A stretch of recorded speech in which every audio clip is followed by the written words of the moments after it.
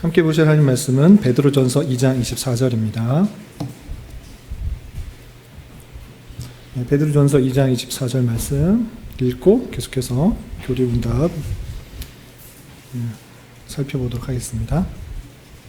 교재에 나와 있는 내용으로 같이 한번 읽어보겠습니다. 베드로전서 2장 24절 함께 봉독합니다.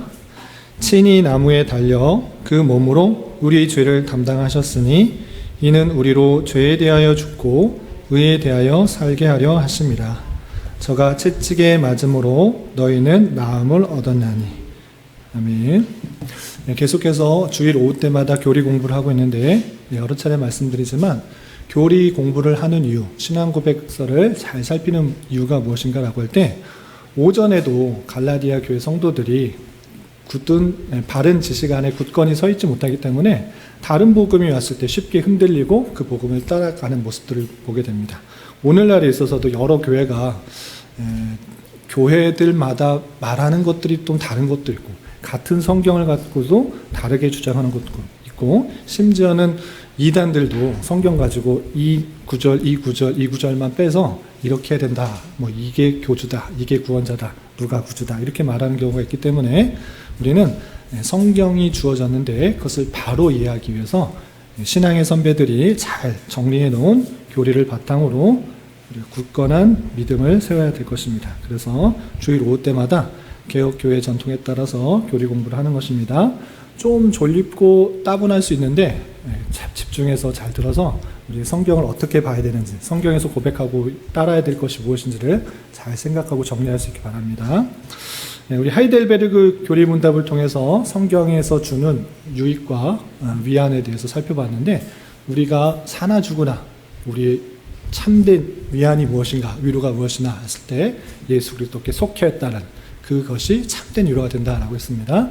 성경 전체를 살펴볼 때 우리는 죄와 비참 가운데 있는 그런 인생이지만 하나님께서 그렇게 놔두신 것이 아니라 죄와 비참 가운데 구원하셨고 구원 얻는 삶을 살아가시게 하셨다라는 것들을 하이델베르그 교리문답을 통해서 하나하나 자세하게 설명하고 있는 것입니다.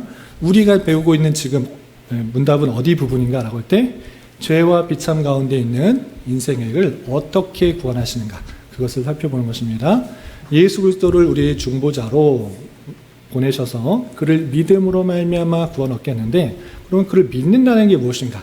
참된 믿음이 무엇인가? 우르시누스는 이 하이델베르그 교리문답을 통해서 참된 지식과 굳은 신뢰 이것이 바른 믿음이다 라고 말하면서 우리가 참된 진리가 무엇인지를 계속 살피는 가운데 사도신경의 내용을 하나하나 살피고 있는 것입니다. 머릿속에 구조 다 생각하고 계시죠? 혹여나 잊을까봐 저는 계속 그 구조에 대해서 그리고 우리가 어디 배우는지를 계속 살피고 있는 것입니다. 늘 이렇게 살펴볼 때 공부할 때 성경도 마찬가지지만 숲과 나무를 함께 보면서 전체를 잘 이해해야지 바르게 이해할 수 있는 것입니다. 우리가 바른 진리를 얻기 위해서 사도신경의 내용을 하나하나 그 뜻이 무엇인지 살펴보고 있는데 우리는 지금 예수 그리스도에 대한 부분을 살펴보고 있는 것입니다. 29문부터 52문까지 성자 하나님 예수 그리스도에 대해서 쭉 나와 있는데 오늘은 37문부터 39문까지 내용을 살펴보겠습니다. 37문부터 39문까지는 어떤 사도신경의 부분이냐면 여러분들도 외우고 있는 그 부분 중에 본디오 빌라도에게 고난을 받아 십자가에 못 박혀 죽으시고 이 부분 있잖아요. 요거를 하나하나 끊어서 무슨 뜻인지를 살펴보는 것입니다. 교재를 읽어가면서 설명하겠습니다. 62페이지 두 번째 큰 네모입니다. 지난주 배웠던 내용을 잠깐 요약해서 다시 복습하겠습니다. 어떤 내용이 있었냐면 그리스도께서는 성령의 역사로 말미암아 동정녀 마리아의 살과 피로부터 참된 사람의 본성을 자신의 것을 취하셨습니다. 이로 말미암아 그는 우리의 중보자가 되시며 우리의 죄를 가려 주십니다. 라고 배웠습니다. 이 어떤 내용에 대한 해설이냐면 그는 성령으로 잉태되어 동정녀 마리아에게 나시고 이 사도신경의 내용들을 하나하나 풀어서 설명할 때 이렇게 요약할 수 있다는 것입니다. 그래서 성령으로 잉태되어라는 그 말은 그리스도께서 하나님의 영원한 아들이시지만 죄가 없는 그런 모습으로 오시기 위해서 성령으로 잉태되었다라는 그런 표현을 한 것이고 또 마리아의 살과 피로부터 참된 사람의 본성을 취했다라고 하면서 참 하나님께서 참 사람의 모습을 취하셨다. 참 하나님이시면서 동시에 참 사람이다라는 것을 말해줄 뿐만 아니라 지난주에 이 찰과 피렸던 다윗의 씨라는 것을 알려주기 위해서 마리아라는 표현을 좀 썼다라는 것을 또 강조하고 있었던 것을 볼 수 있습니다. 그리고 이렇게 참 사람으로 되셨기 때문에 우리의 중보자가 되신다. 우리 앞서서 중보자의 요건에 대해서 말했는데 죄가 없으시는 사람이 되는데 그것을 이루신 것이고 그렇기 때문에 우리의 죄를 가리워 주신다. 그리고 뿐만 아니라 성육신하셨기 때문에 우리의 연약함을 모르시는 것이 아니라 다 아신다. 체휼하신다. 이렇게 교훈받았던 것입니다. 여기까지가 지난주에 배웠던 것이고 오늘은 아까 말씀드린 것처럼 본디오 빌라도에게 고난을 받아 십자가에 못 박혀 죽으시고 라는 그 부분, 그 사도신경의 그 부분이 무슨 뜻인지 오늘도 끊어서 세 부분으로 나눠서 살펴보도록 하겠습니다. 먼저 제 37문에서는 고난받으시고 라는 표현이 있는데 이것에 대해서 해석하고 있습니다. 제가 문을 읽을 테니까 여러분들이 답을 읽어주시기 바랍니다. 제 37문, 그대는 고난을 받으시고 라는 말을 어떻게 이해하십니까? 답, 그 말은 그가 지상에 있었 재현생애 동안 특히 그 생의 마지막에 전류에 대한 하나님의 진노를 그의 육체와 영혼으로 담당하셨다는 것을 가리키며 그가 유일한 속죄물로 그가 당하신 고난으로 우리의 육체와 영혼을 영원한 저주로부터 구속하셨으며 우리들에게 하나님의 은혜와 의와 영생을 얻도록 하셨다는 것을 가리킵니다. 좀 자세하게 설명하다 보니까 오히려 더 어려울 수 있는데 이걸 잘 살펴보면 하나씩 끊어서 살펴보면 그렇게 어려운 말은 아닙니다. 먼저 고난을 받으시고 원래 우리 번역된 성경 사도신경에 있어서는 빌라도에게 고난을 받아 십자가에 못 박혀 죽으시고 이렇게 돼 있잖아요. 본디오 빌라도에게 고난을 받아 십자가에 못 박혀 죽으시고 이렇게 돼 있잖아요. 그 문장만을 보면 주님께서는 다른 때는 고난이 전혀 없으시다가 본디오 빌라도에게 고난을 받으셔서 십자가에 돌아가셨다 이렇게 생각할 수 있는데 그것 아니다. 그것 아니고 이 고난을 받으사 이것의 원래적인 의미를 잘 생각해야 된다라는 것입니다. 그것을 이제 설명하는 것입니다. 물음은 이해되시죠? 답을 보겠습니다. 답도 두 가지로 끊어서 생각할 수 있습니다. 고난을 받으신다라는 그 의미가 무엇인지 두 가지로 알고 있는데 첫 번째 이것의 의미는 그가 인류의 죄를 대신 당하여 고난받으셨다. 이런 의미인 것입니다. 어렵지 않죠? 그가 고난받으신 것은 일단적으로 고난받으신다는 의미에 있어서는 인류의 죄를 위해서 대신 고난받으신 거다. 이렇게 하는 것입니다. 그것이 첫 번째 그 각주까지의 설명인 것입니다. 제가 한번 천천히 읽으면 그 말은 고난받으셨다라는 그 말은 그가 지상에 있던 전생애 동안 그러니까 본디오 빌라도에게만 고난받은 것이 아니라 전생애가 고난이었다라는 것을 먼저 알려주는 것입니다. 왜 전생애가 고난이십니까? 하나님은 영이시고 불편한 것이 전혀 없으신데 사람의 모습을 취하여서 성육신 하신 것입니다. 그래서 육체의 소욕에 따라서 육체의 그런 욕구들을 다 충족해 줘야 되는 그런 제한이 있던 것입니다. 그래서 전생애가 죄 없으신 분이 이 세상에 사는 것 그 모습 그대로가 전생애가 고난이라고 표현하고 있는 것입니다.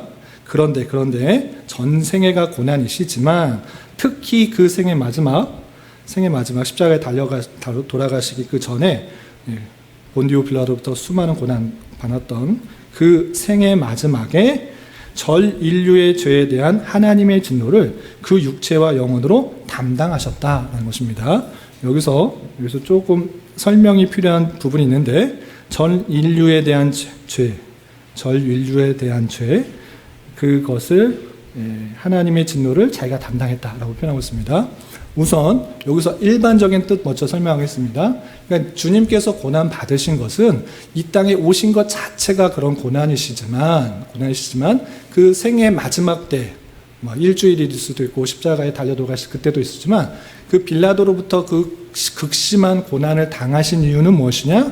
전 인류가 받아야 될 고난을 대신 받기 위한 것이다. 이렇게 표현한 것입니다. 아무 죄 없으신 분인데 대신 고난을 받은 그런 의미가 있다라고 표현하고 있는 것입니다. 이해가 되시죠? 그런데 여기서 짚고 넘어가야 될 것이 있습니다. 어떤 표현이 있습니까? 전 인류에 대한 하나님의 진노, 전 인류, 이 세상 모든 사람 한 명도 빼지 않고 전체 그 인류의 진노를 다시 담당하신 것인가? 요 표현 부분을 잘 이해되시는데, 그러니까 쉽게 말해서 주님께서 이 땅에 오신 것은 이 세상 전체 사람들의 죄를 다 담당하시기에 오셨는가? 아니면 택한 사람을 위해서 오셨는가? 이런 혼동이 있는 것입니다. 이해가 되시죠? 논점의 이해를 하세요. 그래서 어떤 부분만을 가지고 보면 주님께서는 전 인류로 오신 것이다. 모든 사람이 구원을 받기 원하신 것이고 모든 사람이 구원받기 위해서 오셨다. 이렇게 주장하는 경우가 있는 것입니다. 이 표현도 그냥 문자만을 봤을 땐 어떻습니까? 그 생의 마지막에 전 인류, 전체 인류, 그 인류의 죄에 대한 하나님의 진노를 담당하신 것이다. 주님께서 고난받으신 것은 이 세상 모든 사람의 그 죄에 대한 고난을 담당하신 것이다. 이렇게 표현하는 것 같이 보입니다. 이 관련 구절도 이렇게 되어 있습니다. 관련 구절 보시면 요한일서 2장 2절과 4장 10절 그 63페이지 가운데 부분이죠. 가로 2번 찾으셨나요? 요한일서 2장 2절 교회제를 보셔도 되고 각자 성경을 찾으셔도 됩니다. 저는 그냥 교재에 나와 있는 것으로 살펴보겠습니다. 2장 2절 같이 한번 읽어보겠습니다. 시작.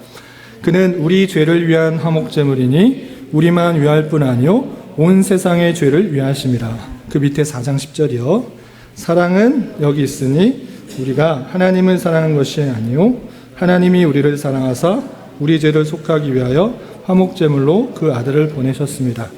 화목제물에 대한 부분인데 2장 20절에 있어서 예수님께서 우리의 죄를 위한 화목제물로 들으셨는데 우리만 위한 것이 아니라 온 세상의 죄를 위하심이라 라는 표현이 있습니까? 없습니까?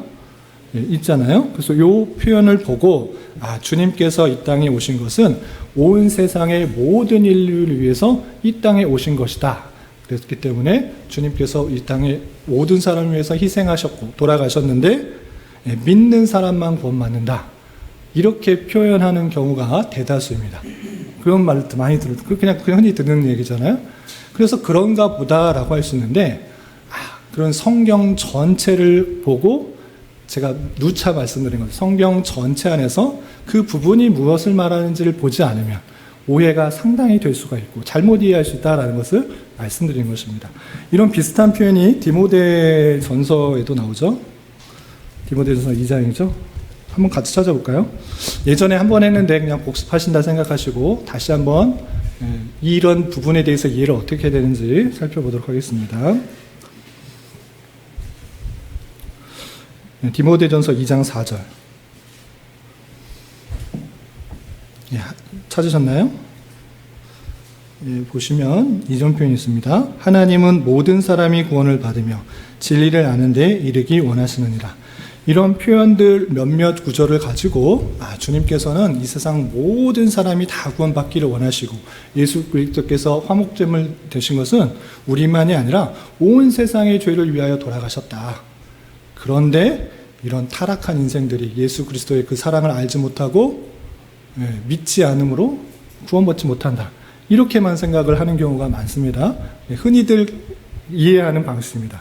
그런데 제가 누차 말씀드리지만 성경을 그냥 부분만 읽지 말고 전체 성경에서 말하고 있는 바를 잘 살피지 않으면 이렇게 오해할 수가 있다. 오해할 수 있다. 이 디모데전서 2장 4절의 말씀도 여기서 모든 사람이 구원을 받으며 진리에 아는 데 이르기 원하신다라는 그 말에 있어서는 그 앞에 문맥과 뒤를 문맥을 살펴봐라라는 것입니다. 그 하나님이 모든 사람을 위해서 구원받기 원하고 모든 사람을 위해서 죽으셨는데 하나님의 그 원하심과 하나님의 능력이 모자라서 구원하지 못하는 것인가? 그것을 말하는 것이 아니고 여기서 모든이라는 것은 임금들을 위해서, 높은 지위에 있는 사람들과 임금들을 위해서 기도하라. 그러니까 빼놓지 말고 네가 그 위에 위정자나 아니면 핍박하는 사람이나 누구나 이런 사람들 빼놓지 말고 모든 사람을 위해서 함께 기도하라라는 것입니다. 그렇기 때문에 여기서 모든 사람은 내가 판단하여서 이런 사람들은 위해서 기도하고 이런 사람들은 위해서 기도하지 말고 이렇게 하지 말고, 네가 제한하지 말고 모든 사람을 위해서 기도하라라는 그런 의미로 받아들여야 되는 것입니다. 또 여기 요한 1서 2장 20절에서도 요거는 좀 오해가 될 부분이긴 한데, 여기서 요한이 강조하고 있는 것은 하나님께서 한 명도 빼지지 않고 모든 사람을 위해서 돌아가셨다라는 것이 아니고 그 사랑이 너무 크다라는 것을 강조하는 표현인 것을 볼 수 있습니다. 요한 1서 2장 1절에서 보시면, 나의 자녀들아 내가 이것을 너희에게 쓰면 너희로 죄를 범하지 않게 하려 함이라. 만일 누가 죄를 범하여도 아버지 앞에서 우리에게 대언자가 있으니 곧 의로우신 예수 그리스도시다. 그는 우리 죄를 위할 화목제물이니 우리만 위할 뿐 아니요 온 세상의 죄를 위하심이라 라고 표현하고 있는 것입니다. 문맥상으로 볼 때 너 죄 범하지 마라. 죄 범하지 말고 그 하나님의 놀라운 사랑이 큰 줄 알아. 그 사랑이 큰 줄 알아. 그 죄 가운데 거하지 않도록 우리는 더욱더 힘써야 된다라고 강조하고 있는 그 말씀이라는 것을 알 수 있습니다. 그래서 이것을 작성한 우르시누스도 어떻게 표현하는가? 요거부터 결론 짓고 나가겠습니다. 여기에서는 모든 사람을 위해서 죽으셨지만 그리스도께서는 모든 사람을 위해서 한 명도 빼지 않고 모든 사람을 위해서 죽으셨지만 우리가 믿지 않아서 구원받지 못한 것이다. 인간에게 선택권이 있는 것 같아 보이지만 성경 전체에서는 그렇게 말하고 있지 않다라는 것입니다. 대표적인 그 예가 몇 번이나 말씀드렸지만 혹시 처음 들으시는 분을 위해서 찾아보겠습니다. 요한복음 17장. 성경 전체에서는 하나님의 택하심과 하나님의 주권, 우리 로마서에도 보았습니다. 하나님께서 이렇게 만들 사람도 있고 이렇게 만들 사람도 있고, 귀 있을 그릇도 있고 또 천 있을 그릇도 있고 긍휼을 담을 그릇도 있고 진노의 그릇도 담을 것이다. 아무도 힐난할 수가 없다. 하나님께서 나지 않은 사람을 택할 권한이 있다. 이런 표현이 분명히 있을 뿐만 아니라 실제 요한복음 17장에서 주님께서 마지막 그 십자가를 남겨두고 대제사장적 기도를 하는 그 모습에서 다시 이렇게 표현되고 있는 것입니다. 어떻게 되고 있느냐? 17장 2절 찾으셨나요? 여러분들 다 외우시기 바랍니다. 다 이 17장이 아주 중요한 장이기 때문에 17장 2절 같이 한번 읽어보겠습니다. 시작. 아버지께서 아들에게 주신 모든 사람에게 영생을 주게 하시려고 만민을 다스리는 권세를 아들에게 주셨음이로다. 기도하면서 자신에 대해서 고백하는 것입니다. 아버지께서 아들에게 주신 모든 사람, 그냥 모든 사람이 아니고 아들에게 주신 제한적인 모든 사람이라고 그 모든 사람의 그 내용들을 밝혀주고 있는 것입니다. 그 모든 사람에게 영생을 주게 하시려고 권세를 주셨다라고 예수님께서 말씀하고 계시는 것입니다. 여기만 말씀하시는 것이 아니라, 자 보시기 바랍니다. 6절 몇 번 반복하는데 6절 찾으셨나요? 예수님께서 하시는 기도의 고백 속에서 찾고 있는 것입니다. 6절 같이 한번 읽어보겠습니다. 시작. 세상 중에서 내게 주신 사람들에게 내가 아버지의 이름을 나타내었나이다. 그들은 아버지의 것이었는데 내게 주셨으며 그들은 아버지의 말씀을 지켰나이다. 여기서도 세상 중에서 내게 주신 사람들 구별되고 있는 것을 볼 수 있습니다. 그리고 그 사람을 위해서 아버지의 이름, 하나님의 뜻, 그 계획, 그 은혜들을 나타내고 계시다. 이렇게 표현하고 있는 것입니다.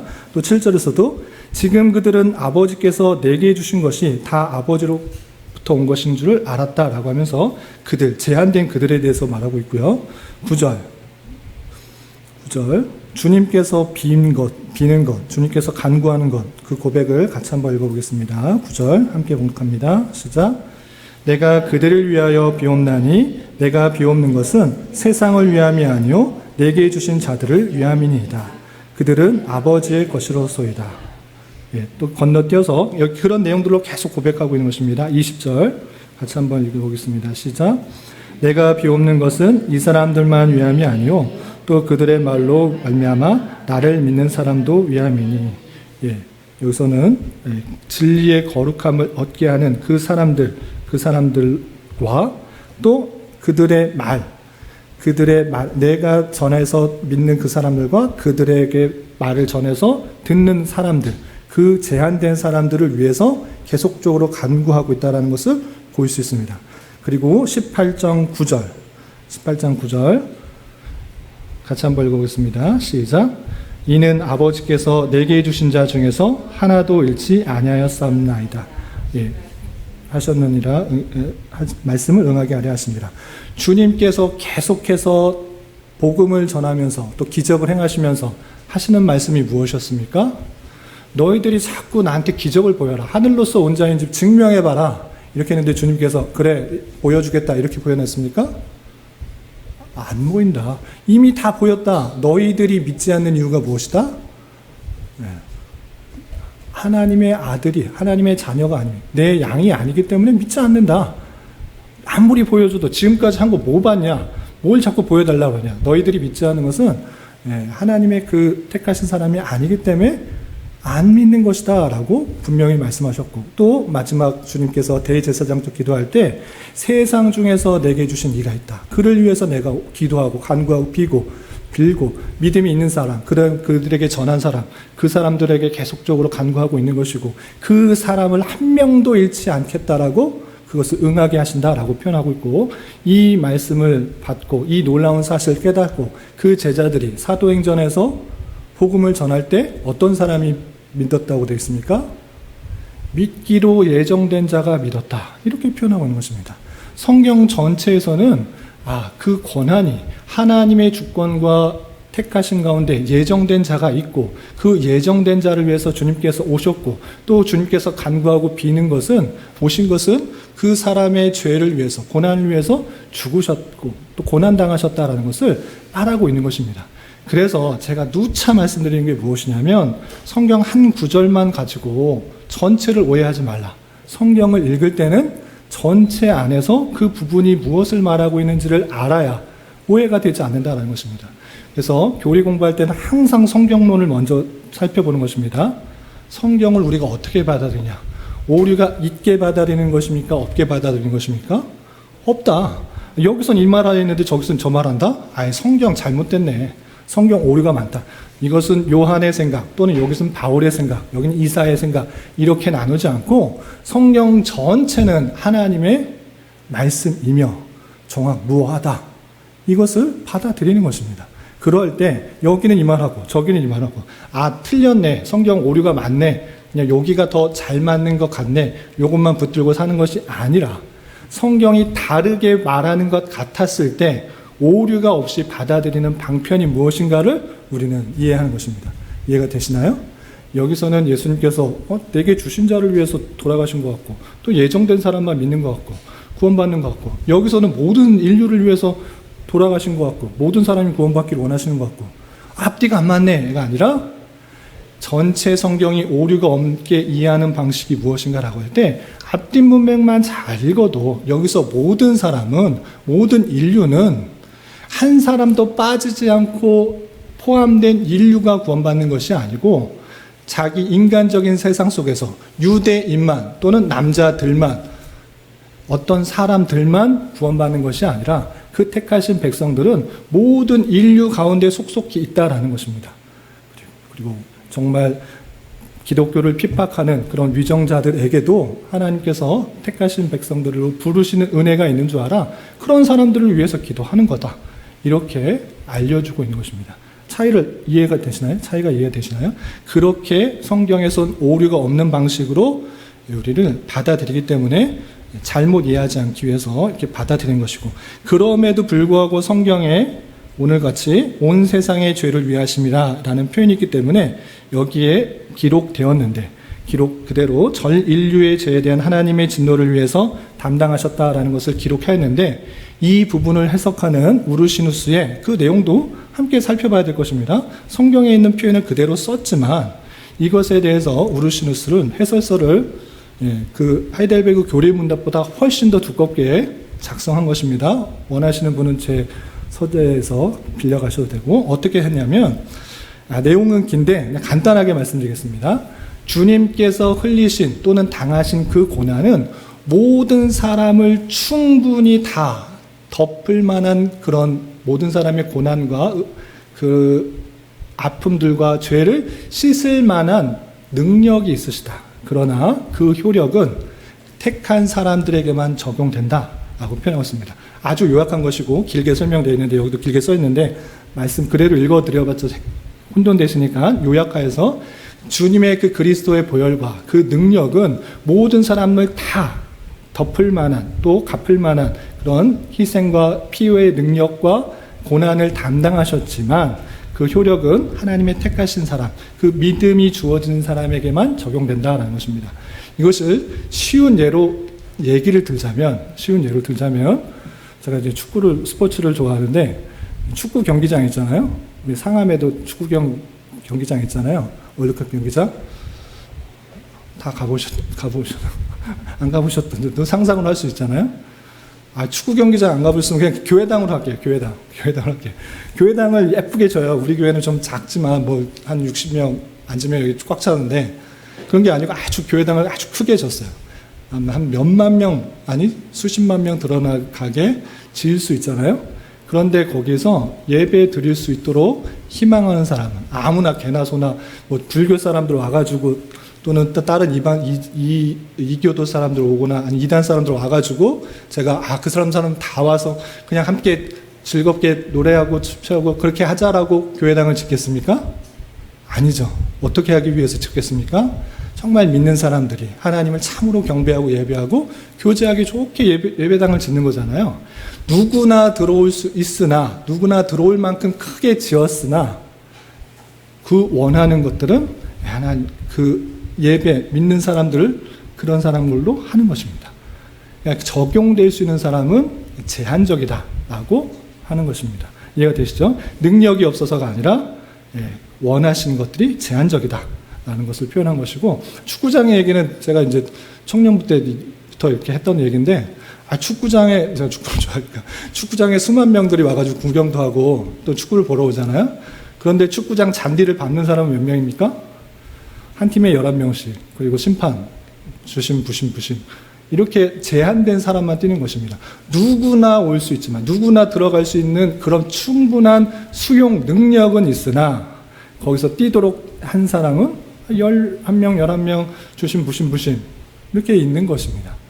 이것은 뭐냐면 주님께서 흘리신 보혈의 가치는 이 세상의 모든 것들을 다 차고도 넘치게 다 용서할 수 있는 그런 능력이 있으시지만 그가 원하신 것은 그가 고난당하신 이유는 그 전 인류의 그 모든 사람의 택하신 백성들 차별이 없는 그런 사람들을 위한 것이다 라고 설명을 하고 있는 것을 잘 생각해야 됩니다.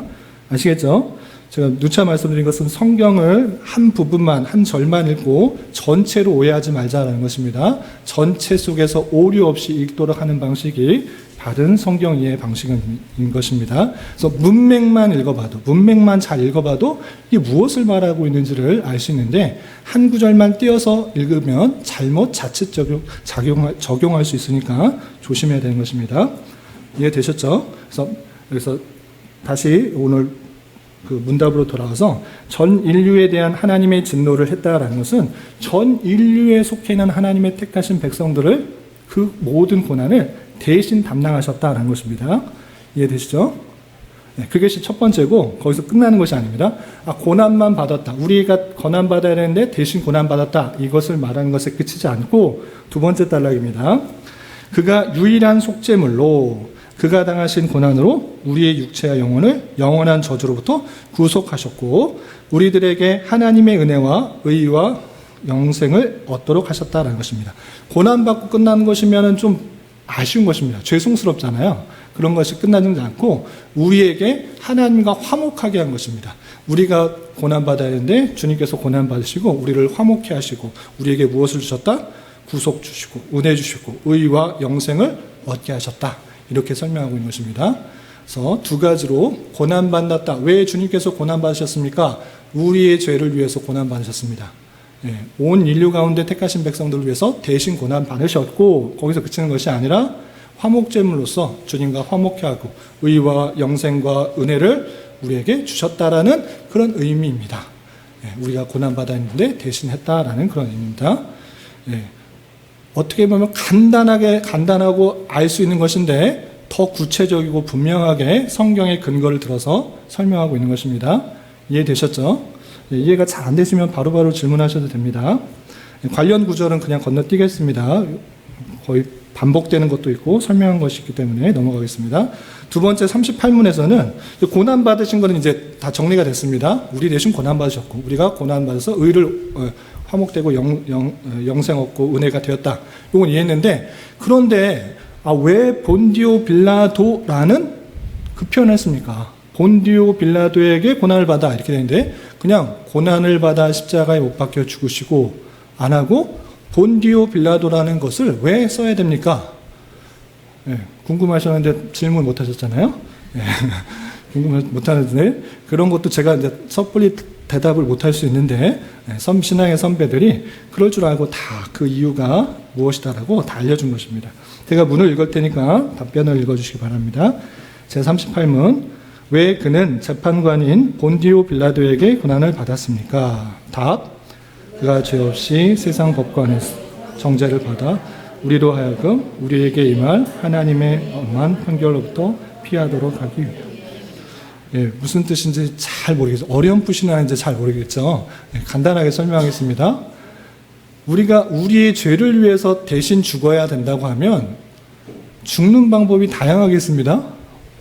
예수님께서 우리를 위해서 죽으셨다. 죽으셔야만 한다. 고난받고 돌아가셔야 된다. 그럴 때 돌아가시는 방법이 여러 가지가 있습니다. 어떤 방법이 있습니까?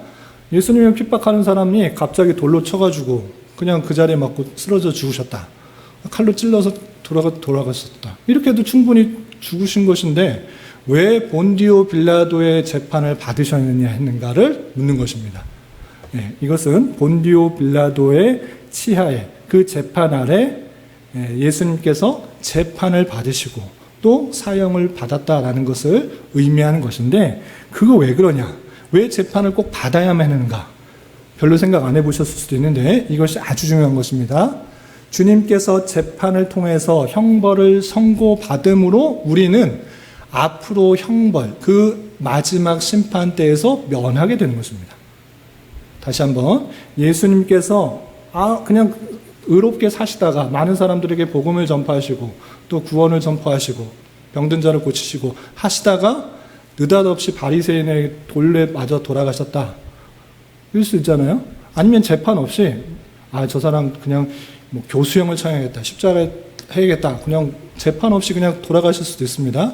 그런데 이 본디오 빌라도의 치하 그 법정 안에서 재판을 받음으로 말미암아 우리가 마땅히 최후 심판 때 서야 될 그 심판의 그 재판을 대신 받으신 것이다. 이렇게 표현하고 있는 것입니다. 쉽게 말해서 여기 좀 어렵게 그냥 써 있는데 그가 죄 없이 세상 법관에게 정죄를 받아 그 재판을 받음으로 말미암아 우리로 어떻게 되느냐?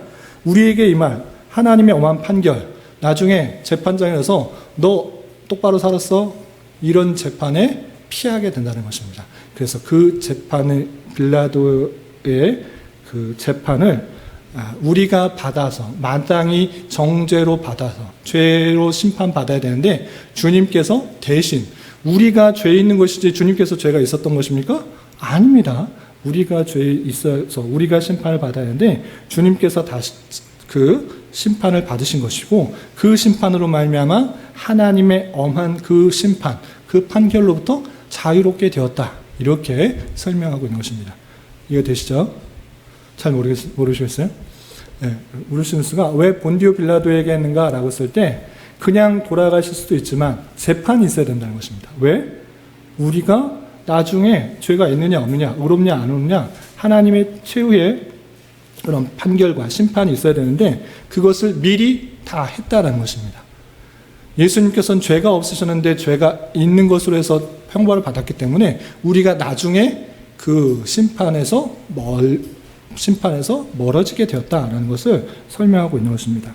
그래서 그 재판을 통해서 죄 없으니가 죄가 있게 된 것처럼 우리가 죄를 죄를 지었기 때문에 우리가 마땅히 죄에 대한 심판을 받아야 되는데 죄 없는 이가 심판의 심판을 받았기 때문에 우리는 나중에 하나님의 그 엄한 판결로부터 자유롭게 된다. 그것을 보여준 것이다 라고 표현한 것입니다. 쉽게 말해서 주님께서 심판받았으니 우리는 그를 믿음으로 말미암아 하나님의 엄미한 심판으로부터 자유롭게 된다. 그것을 설명하고 있는 것입니다. 그래서 이 사도신경에 그냥 본디오 빌라도의 치하에 그 재판장에 엄하게 죄를 내리고 십자가에 달려 돌아가셨다. 그렇게 하지 않고 하나님의 놀라운 뜻 가운데는 그 심판 가운데 나중에 심판의 것을 대신하는 그런 의미를 가지고 있다라고 우르시누스가 잘 설명해 주고 있는 것입니다. 그 밑에 있는 관련 구절은 주님께서는 죄가 없으시다. 본디오 빌라도도 주님께서 죄가 없다라는 것을 알았음에도 불구하고 사람들에 의해서 십자가에 달리도록 그렇게 형을 집행하게 하는 그 내용들이 있는 것입니다. 그리고 각주 2번의 내용들을 보면 그렇게 하셨기 때문에 하나님의 엄미한 판결을 피하였다라는 그런 내용들이 있는 것입니다. 관련 구절을 제가 쭉 봤는데 정확하게 나타나는 것은 여기는 없고요. 로마서 8장 1절 우리가 지난 9월 8일 날 살펴봤던 로마서 8장에 이런 표현이 있습니다. 예수 그리스도를 믿음으로 말미암아 우리는 어떻게 되었는가? 잘 아시는 표현인데 제가 한번 읽어드리겠습니다. 로마서 8장 1절 그러므로 이제 그리스도 예수 안에 있는 자에게는 결코 정죄함이 없나니 이는 그리스도 예수 안에 있는 생명의 성령의 법이 죄와 사망의 법에서 너를 해방하였습니다 라고 표현하고 있습니다. 정죄함이 없다. 어떤 재판장에서도 너는 죄인이다 라고 하지 않는다. 왜? 생명의 성령의 법이 그리스도 안에 있기 때문에 내 안에 있는 생명의 성령의 법이 모든 죄와 사망의 법에서 해방하였다. 이제 더 이상 정죄함이 없다. 어떤 판결에서도 너 죄 있다라고 하지 않는다. 이렇게 하고 있는 것입니다. 그래서 잘 알아야 될 것은 예수 그리스도를 믿음으로 말미암아 우리 구원 받았는데 거기 의미에는 어떤 것들이 포함되냐면 우리가 정죄함을 받지 않는다. 그것의 확장적인 의미는 나후 최후 심판 때 어떤 것도 나를 정죄하지 못한다. 하나님의 그 놀라운 엄미한 심판에서 자유할 수 있게 된다라는 것입니다. 그래서 하나님의 심판 때 섰을 때 내 죄 지은 거 생각나서 친구에게 부모에게, 자녀에게, 이웃에게, 죄 지은 거 생각나서 하나님 앞에서 벌벌 떠면 어떡하지? 이럴 필요가 있다, 없다? 없다. 정죄함이 없다. 주님을 믿었기 때문에 그 모든 것들이 가리워짐을 받았기 때문에 주님의 그 재판으로 우리의 모든 그런 재판에 있어서 자유함을 얻는다라는 것을 표현하고 있는 것입니다. 64페이지 요점만 읽겠습니다.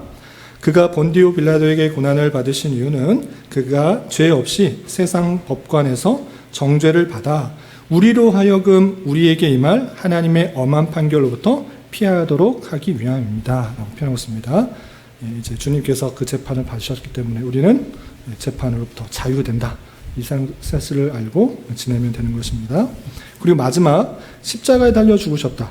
왜 십자가에 달려 돌아가셨느냐? 그냥 거기서 독극물을 마시든 사약을 마시든지 등등의 다양한 사용 방법들이 있는데 왜 십자가에 달려 돌아가셨는가 이렇게 궁금하실 수 있잖아요. 십자가의 의미가 무엇인지를 이렇게 설명하고 있는 것입니다. 제 39문 제가 문을 읽을 테니까 여러분들이 답을 읽어주시기 바랍니다. 제 39문 그가 십자가에 달려 죽으셨다는 것이 그가 다른 죽음으로 죽었다는 것보다는 더 큰 무엇이 있습니까? 답 그렇습니까? 이로써 나는 내게 놓여있던 그 저주를 그가 자신에게로 옮기셨다는 것을 확신하게 되는데 이는 십자가에서 죽음은 하나님께로부터 저주받은 것이기 때문입니다. 십자가의 의미 우리는 십자가형이 지금 없기 때문에 잘 모르는데 그때 당시만 해도 이 십자가라는 것을 다 아는 것입니다. 뭐냐? 저주받은 거랍니다. 하나님 때 저주받은 것입니다. 가장 극악한 그런 죄인에게 처하는 그 형벌을 주님께서 받으셨다라는 그런 것입니다. 그러니까 주님께서 주실 저주, 주님께서 주셔야 될 저주를 하나님께서 주시는 그 저주를 다 예수 그리스도께서 다 담당하셨다라는 것을 뜻한다라는 것입니다. 성경에 어떤 표현들이 있는지 좀 찾아보겠습니다. 갈라디아서 3장 13절과 신명기 21장 23절 같은 의미인데요. 먼저 갈라디아서 3장 13절 같이 한번 읽어보겠습니다. 시작. 그리스도께서 우리를 위하여 저주를 받은 바 되사 율법의 저주에서 우리를 청량하셨으니 기록된 바 나무에 달린 자마다 저주 아래 있는 자라 하였습니다. 신명기 21장 23장 우리 바로 뒤에 읽을 그 말씀을 근거해서 갈라디아에 있는 성도들에게 다시 한번 십자가에 달리신 의미를 이렇게 설명하고 있는 것입니다. 나무에 달린 자마다 저주 아래 있는 자 아니냐. 그렇기 때문에 예수님께서 나무에 달리신 것, 십자가에 달리신 것은 저주를 받으신 것이다. 그런데 왜 저주를 받으셨는가? 아무 죄 없으시니가 왜 저주를 받으셨는가? 우리가 저주를 받아야 되는데 우리를 그 율법의 그 저주 아래서 속량하시기 위해서 저주를 대신 받았다라는 것을 알려주시기 위해서 십자가에 달려 돌아가셨다는 것입니다. 조금 더 쉽게 말하면 예수님께서 본디오 빌라도의 재판정에서 이 사람은 죄가 없지만 니네들이 원하는 대로 그런 죄에서 죽게 하겠다. 그러면 죽는 약을 먹어라. 먹으면 안락사 하듯이 생명이 끊어지는 그런 약이 요즘에만 있는지 모르겠네요. 그때 당시에도 비슷한 게 있지 않을까요? 하여튼 먹고 그냥 소리 없이 그냥 몇 분 있다 죽어가는 그런 약이 있을 수 있지 않습니까? 아무 고통 없이 그냥 죽일 수 있잖아요. 왜 십자가에 달려 돌아가시냐? 그것은 저주받았다는 것을 모든 사람들에게 알려주는 의미인데 그것은 주님께서 저주받을 만한 죄가 있다는 것이 아니라 우리가 그렇게 저주를 받아 그런 마땅한 존재인데 주님께서 확실히 우리가 받을 저주를 대신 지셨다는 것을 가시적으로 보여준 것이다. 그래서 십자가에 달려 돌아가신 것이다. 우리가 십자가에 달려서 정말 그 죄의 값을 치러야 되는데 주님께서 그 모든 저주를 죄악의 형벌을 담당하셨다는 것을 보여주는 것이다 라고 표현하는 것입니다.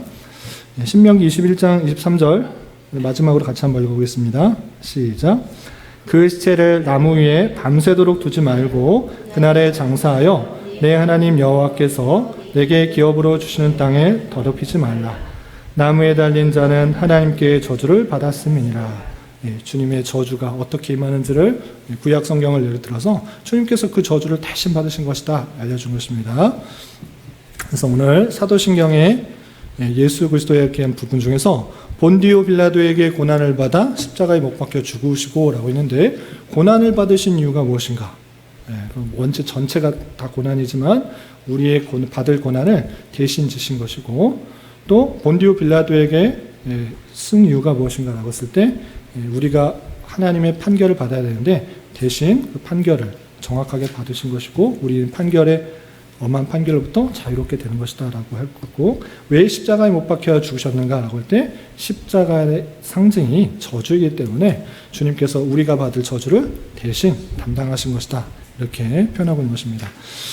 좀 정리돼서 아셨으면 좋겠고 원래 아던 것이면 더욱더 굳건하게 잘 설 수 있으시기를 바라겠습니다.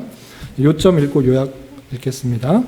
이처럼 그가 십자가에 달려 죽으셨다는 것은 내게 주어질 저주를 그가 친히 담당하셨다는 의미에서 다른 어떤 죽음보다 중요한 의미가 있습니다. 요약하면 우리에게 임할 하나님의 엄유한 판결로부터 피하도록 하기 위하여 예수께서 우리를 위하여 본디오 빌라도에게 고난을 받아 십자가 달려 죽으셨습니다.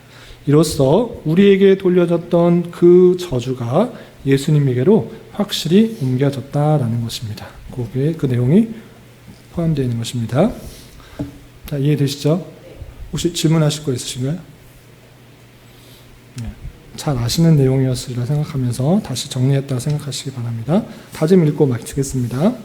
이런 은혜를 받은 자들로서 이제 후로는 다시는 죄 짓지 말고 우리를 피로 값주고 사신 우리 주님 예수 그리스도를 기쁘시게 해드리며 살아야 하겠습니다. 그런 저와 여러분이 되시기를 주님의 이름으로 부탁을 드립니다. 기도하겠습니다. 하나님 아버지 감사합니다. 오늘 하이델베르그 교리문답 36문부터 37문부터 39문까지의 내용을 통해서 주님께서 왜 본디오 빌라도에게 고난을 받아 또 십자가에 달려 돌아가셨는지 그 의미에 대해서 다시 한번 생각해 보았습니다. 우리가 받아야 될 그 모든 저주를 주님께서 대신 지신 것에 대하여 늘 감사 찬송하게 하시고 주님을 다시 마음 아프게 하는 죄를 짓지 않도록 주님께서 저희들을 인도하여 주시옵소서. 주님께서 이 교회를 이곳에 세워주셨사오니 이곳에서 선포되는 말씀을 통해 또 많은 사람들이 위로를 받고 힘을 얻고 우리가 어떤 삶을 살아가야 되는지 잘 도전받아 하나님께서 원하시는 그런 삶을 각자의 삶 속에서 잘 살아가게 하시고 주님의 몸된 교회로서 주님의 뜻을 잘 이루어드리기에 힘쓸 수 있는 교회 될 수 있도록 인도하여 주시옵소서. 주님, 교회 내에 육체의 질병과 연약함으로 병원에 치료를 받는 어린 자녀들과 또 여러 성도들이 있습니다.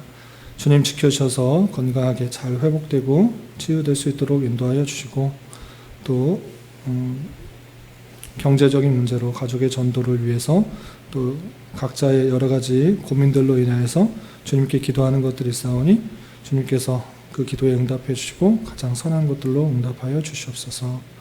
돌아오는 목요일에는 또 야유회를 가지려고 합니다. 또 어르신들을 잘 모시고 즐겁고 은혜로운 시간 될 수 있도록 주장하여 주시옵소서. 돌아가는 발걸음도 안전하게 지켜주시고 주님과 동행하는 한 주 될 수 있도록 역사하여 주시옵소서. 예수님의 이름으로 감사히 기도드리옵나이다. 아멘.